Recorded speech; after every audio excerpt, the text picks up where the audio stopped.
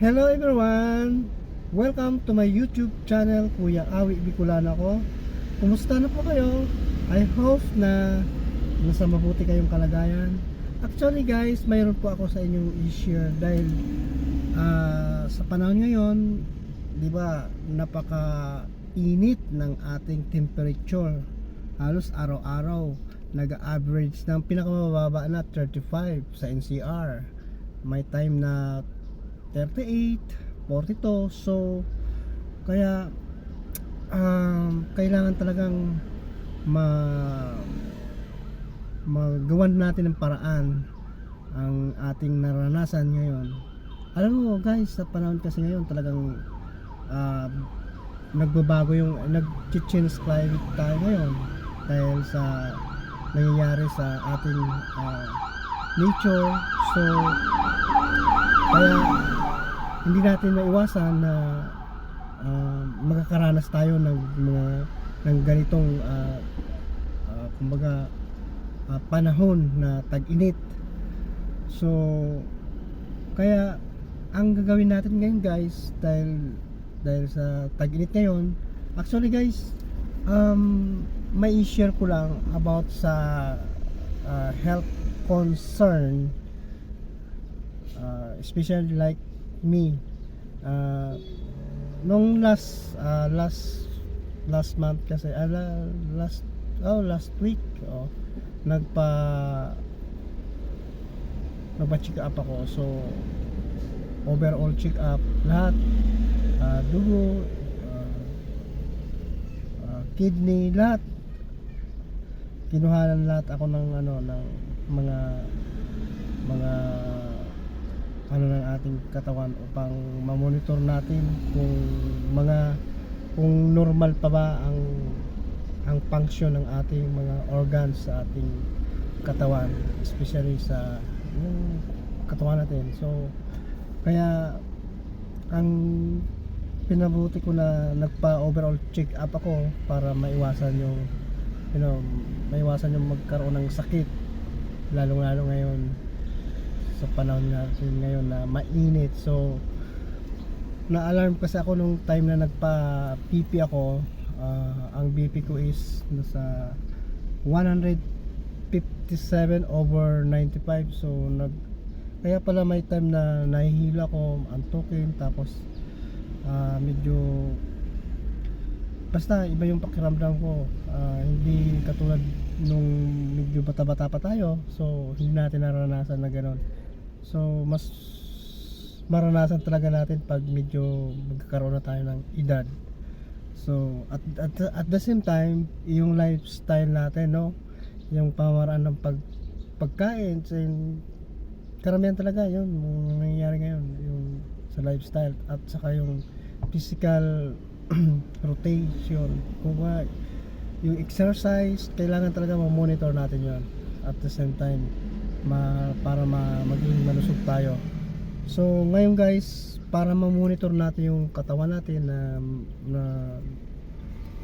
para malaman natin kung normal ba ang function ng ating katawan. So dahil doon sa nalaman ko yung medyo high blood ako, kasi may sabi ng doktor,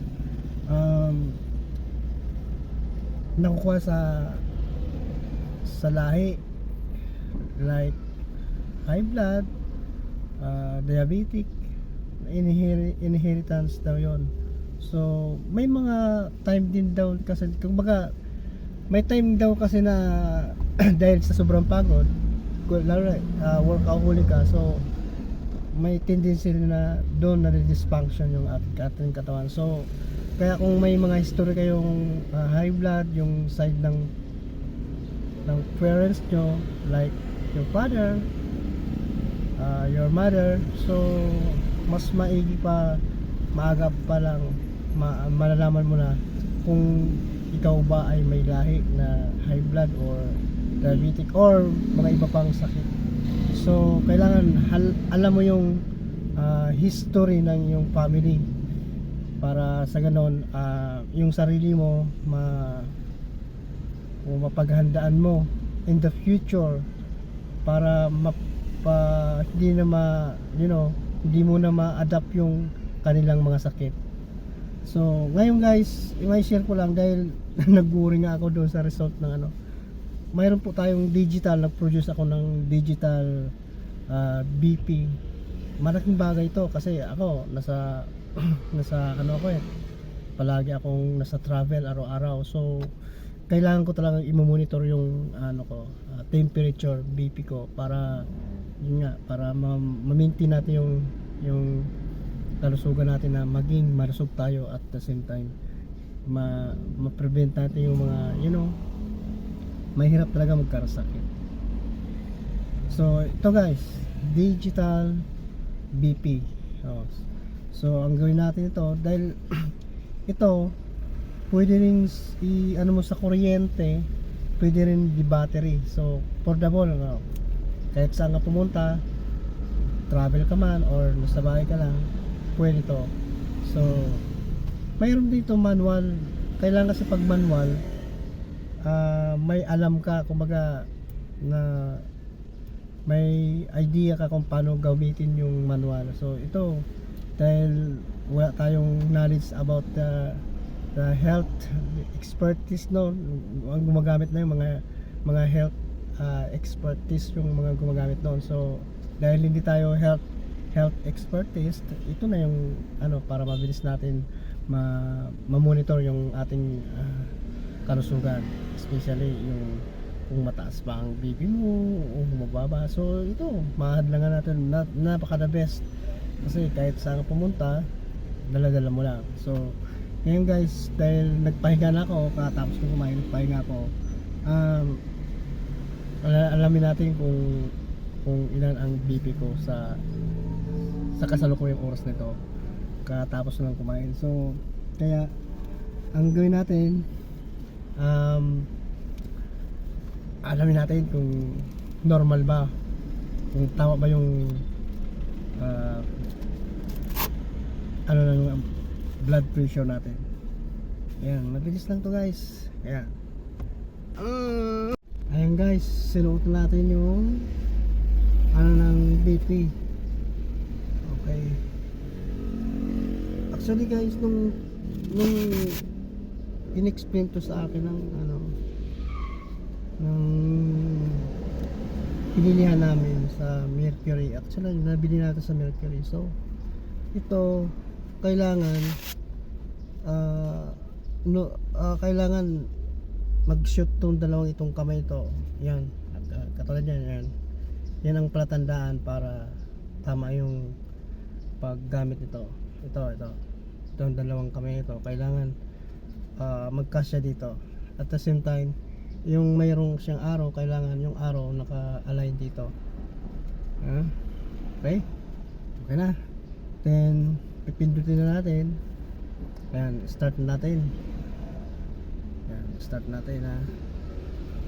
Start natin. Okay. Ayan na. Hi.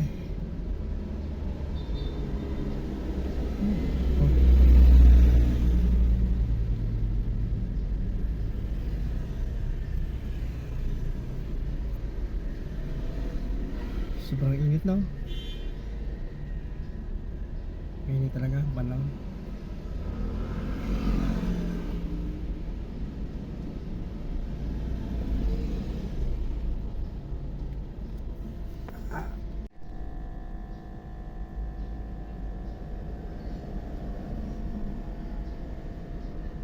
Yan.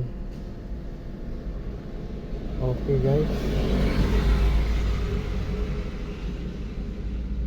Sana normal.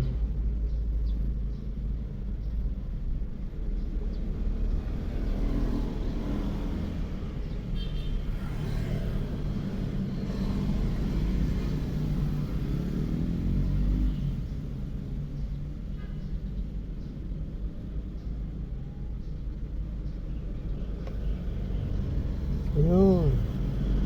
Mataas pa rin. 137/94. Yun. Medyo high blood nga talaga. Ayun.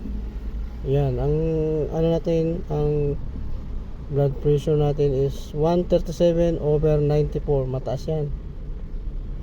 Ayan guys, so nalaman natin ang ating BP ay 137/94. Medyo mataas yun. So kaya tuloy pa rin yung pag-inom natin ng yung recommendation ng ating doktor na amlopidine. So once a day lang naman yan eh, lifetime na yun. Ay depende eh, kasi ang pakiramdam ko nung nag-inom ako ng amlopidine, ano eh, parang fresh siya, fresh yung pakiramdam ko. So kaya siguro nung time na yon talagang medyo malapit na siguro kung